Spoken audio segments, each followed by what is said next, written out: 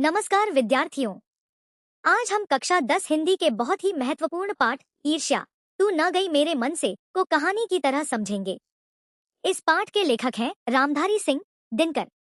यह कहानी नहीं बल्कि मनुष्य के मन में छिपी एक बहुत बड़ी कमजोरी ईर्ष्या का मनोवैज्ञानिक विश्लेषण करने वाला निबंध है। तो चलिए इसे एक उदाहरण से समझते हैं। वकील साहब की कहानी। कल्पना कीजिए कि एक शहर में एक वकील साहब रहते हैं। वकील साहब के पास किसी सुखी व्यक्ति के लिए आवश्यक लगभग सभी सुविधाएं हैं। उनका अपना अच्छा घर है, अच्छी आमदनी है और समाज में सम्मान भी है। अगर कोई बाहर से उन्हें देखे तो यही कहेगा, भला इनसे अधिक सुखी व्यक्ति और कौन होगा। लेकिन अंदर से वकील साहब परेशान रहते हैं। अब सवाल उठता है, आखिर क्यों? उनके पड़ोस में एक बीमा एजेंट रहता है। वह वकील साहब से अधिक संपन्न दिखाई देता है। उसके पास मोटर है, अच्छी आमदनी है और जीवन में अधिक सुख सुविधाएं हैं। वकील साहब की समस्या यह नहीं है कि उनके पास कुछ नहीं है। समस्या यह है कि दूसरे के पास उनसे अधिक क्यों है। वकील साहब के पास जो सुख सुविधाएं हैं, उनका आनंद लेने के बजाय उनका ध्यान हमेशा पड़ोसी बीमा एजेंट की ओर लगा रहता है। वे सोचते हैं, उसके पास मोटर है, मेरे पास क्यों नहीं? उसकी आमदनी इतनी अधिक है, मेरी क्यों नहीं? वह इतना ऐश्वर्यपूर्ण जीवन जी रहा है, मैं क्यों नहीं? यहीं से उनके मन में ईर्ष्या की आग जलने लगती है। ईर्ष्या आखिर है क्या? दिनकर जी कहते हैं कि ईर्ष्या वह भावना है जिसमें मनुष्य अपने पास मौजूद सुखों का आनंद लेने के बजाय दूसरे के सुख को देखकर दुखी होता है। यानी मेरे पास घर है, लेकिन दूसरे का घर मुझसे बड़ा है तो मुझे अपना घर छोटा लगने लगता है। मेरे पास अच्छी नौकरी है, लेकिन दूसरे की आय अधिक है तो मैं अपनी नौकरी से असंतुष्ट हो जाता हूँ। मैंने परीक्षा में अच्छे अंक प्राप्त किए हैं, लेकिन मेरे मित्र के अंक मुझसे अधिक हैं, तो मुझे अपनी सफलता भी छोटी लगने लगती है। यही ईर्ष्या है। ईर्ष्यालु व्यक्ति का सबसे बड़ा नुकसान यह है कि वह बिना किसी वास्तविक दुख के भी दुखी रहता है। उसके पास दुख का कोई वास्तविक कारण नहीं होता, फिर भी उसका मन जलता रहता है। ईर्ष्या का अजीब वरदान। दिनकर जी ईर्ष्या को एक विचित्र प्रकार का वरदान कहते हैं। लेकिन यह कैसा वरदान है? ऐसा वरदान जिसमें व्यक्ति को दुहक ही दुहक मिलता है। जिस व्यक्ति के मन में ईर्ष्या बैठ जाती है, वह दूसरों की उपलब्धियों को देखकर परेशान होता रहता है। दूसरा व्यक्ति नई गाड़ी खरीदता है, यह व्यक्ति दुखी। दूसरे की नौकरी लगती है, यह व्यक्ति दुखी। दूसरे के अधिक अंक आते हैं, यह व्यक्ति दुखी। दूसरे की प्रशंसा होती है, यह व्यक्ति दुखी। अर्थात दूसरे के जीवन में कुछ अच्छा होने पर ईर्ष्यालु व्यक्ति के जीवन में कोई वास्तविक नुकसान नहीं हुआ, फिर भी वह अंदर से जलने लगता है। ईर्ष्या सबसे पहले किसे जलाती है? विद्यार्थियों, यह इस पाठ का बहुत महत्वपूर्ण विचार है। ईर्ष्या जिस व्यक्ति के मन में पैदा होती है, सबसे पहले उसी व्यक्ति को जलाती है। जिस व्यक्ति से हम ईर्ष्या करते हैं, जरूरी नहीं कि उसे हमारे मन की जलन का पता भी हो, लेकिन हम स्वयं अंदर ही अंदर परेशान होते रहते हैं। इसलिए ईर्ष्या दूसरे व्यक्ति को नहीं, सबसे पहले ईर्ष्या करने वाले व्यक्ति को नुकसान पहुंचाती है। चिंता और ईर्ष्या। दिनकर जी चिंता और ईर्ष्या के संबंध को भी समझाते हैं। हम अक्सर कहते हैं, चिंता चिता के समान है। चिता मृत व्यक्ति को जलाती है, जबकि चिंता जीवित व्यक्ति को धीरे धीरे जलाती है। लेकिन ईर्ष्या चिंता से भी अधिक खतरनाक हो सकती है, क्योंकि ईर्ष्यालु व्यक्ति अपने दुख का कारण स्वयं पैदा करता है। वह सोचता रहता है, दूसरे के पास यह क्यों है, मेरे पास क्यों नहीं? वह मुझसे आगे कैसे निकल गया? और इस तरह उसका मन लगातार अशांत रहता है। ईर्ष्या और निंदा। अब ईर्ष्या की एक और संतान पैदा होती है, निंदा। दिनकर जी बताते हैं कि जिस व्यक्ति के मन में ईर्ष्या बढ़ती है, वह अक्सर दूसरे व्यक्ति की निंदा करने लगता है। मान लीजिए किसी व्यक्ति की बहुत प्रशंसा हो रही है। ईर्ष्यालु व्यक्ति उसकी अच्छाइयों को स्वीकार करने के बजाय उसकी कमियां खोजने लगता है।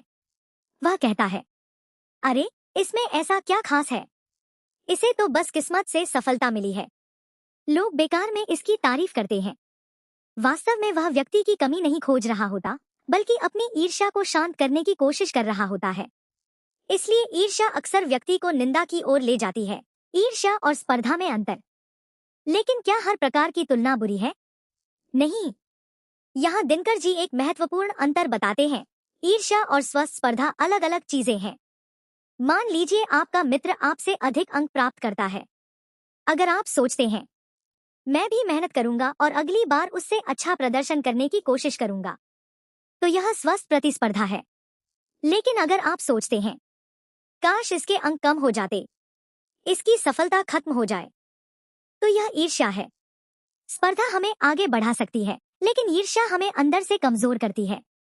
इसलिए हमें दूसरों की सफलता देखकर जलना नहीं चाहिए, बल्कि उससे प्रेरणा लेनी चाहिए। ईर्ष्या से बचने का उपाय। अब सबसे महत्वपूर्ण सवाल, ईर्ष्या से बचे कैसे? दिनकर जी इसका उपाय बताते हैं, मानसिक अनुशासन और आत्मनिरीक्षण। सबसे पहले हमें अपनी उपलब्धियों को पहचानना चाहिए। हमारे पास जो कुछ है उसका मूल्य समझना चाहिए। अगर हम हर समय दूसरों से अपनी तुलना करते रहेंगे तो कभी संतुष्ट नहीं हो पाएंगे। किसी के पास हमसे अधिक पैसा होगा, किसी के पास हमसे बड़ा घर होगा, किसी के पास हमसे अच्छी नौकरी होगी, किसी के पास अधिक प्रसिद्धि होगी। लेकिन इसका अर्थ यह नहीं कि हमारे पास जो है वह बेकार है। हमें अपनी मेहनत, अपनी योग्यता और अपनी उपलब्धियों का सम्मान करना चाहिए।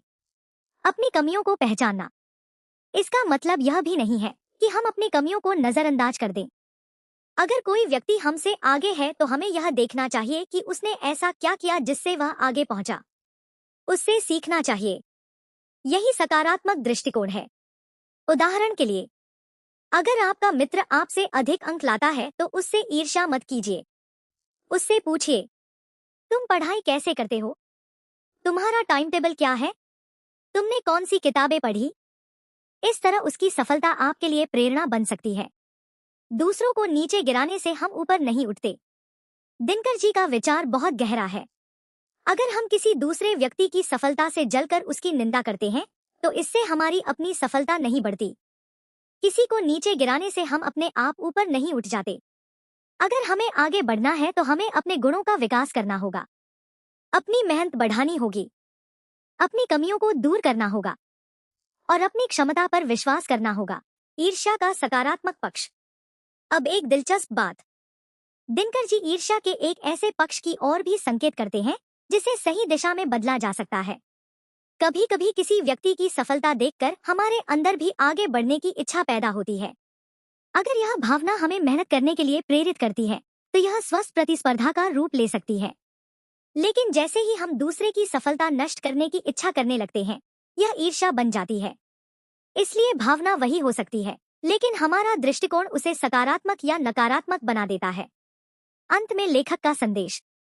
अब पूरे पाठ का सबसे महत्वपूर्ण संदेश समझिए। मनुष्य को अपनी तुलना हर समय दूसरे से नहीं करनी चाहिए। हमें यह देखना चाहिए कि मैं कल से आज कितना बेहतर हुआ हूँ।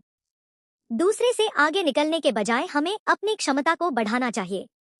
अगर कोई हमसे आगे है तो उससे सीखें। अगर कोई हमसे पीछे है तो उसका मजाक न उड़ाएं। और अगर हमें सफलता मिली है तो अहंकार न करें। यही स्वस्थ और संतुलित जीवन का रास्ता है। निष्कर्ष।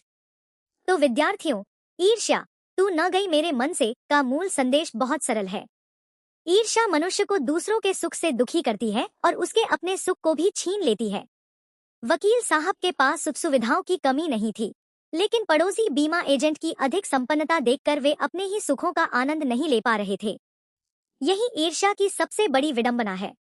इसलिए हमें दूसरों की सफलता देखकर जलना नहीं चाहिए, हमें उससे प्रेरणा लेनी चाहिए।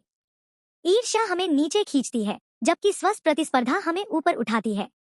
और याद रखिए, दूसरे के पास क्या है यह सोचते रहने से हमारा जीवन बेहतर नहीं होगा। हमारे पास जो है उसका सही उपयोग करके और अपनी मेहनत बढ़ाकर ही हम आगे बढ़ सकते हैं। यही रामधारी सिंह दिनकर के इस महत्वपूर्ण निबंध ईर्ष्या तू न गई मेरे मन से का सबसे बड़ा संदेश है। धन्यवाद।